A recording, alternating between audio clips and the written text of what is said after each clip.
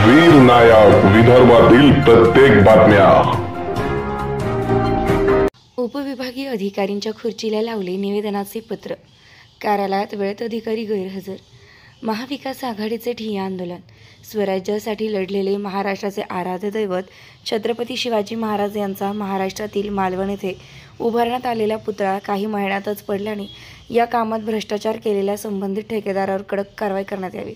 तसेच मागील वर्षांपासून शेतकऱ्यांना मंजूर हेक्टरी 5,000ची आर्थिक मदत मिळाली नाही, ते तातडीने देण्यात यावी। यावर्षी ओल्या दुष्काळाचे तातडीने पंचनामे करून नुकसान भरपाई तातडीने देण्यात यावी। शेतकऱ्यांना संपूर्ण कर्जमाफी द्या व शेतपंपांचे वीज बिल माफ करा। या व्यतिरिक्त जागतिक जनगणना करण्यात यावी आदी मागण्यांकरिता चांदूर रेल्वे ते महाविकास आघाडीचे वतीने एक दिवसीय ठिय्या आंदोलन करत यामध्ये भ्रष्टाचार केलेल्या संबंधितांवर कारवाई करण्याकरिता उपविभागीय अधिकारी चांदूर रेल्वे यांना शुक्रवारी निवेदन देण्यात आले। पण यावेळी कार्यालयीन वेळेत येथील उपविभागीय अधिकारी निवेदन घेण्याकरिता हजर नव्हत्या।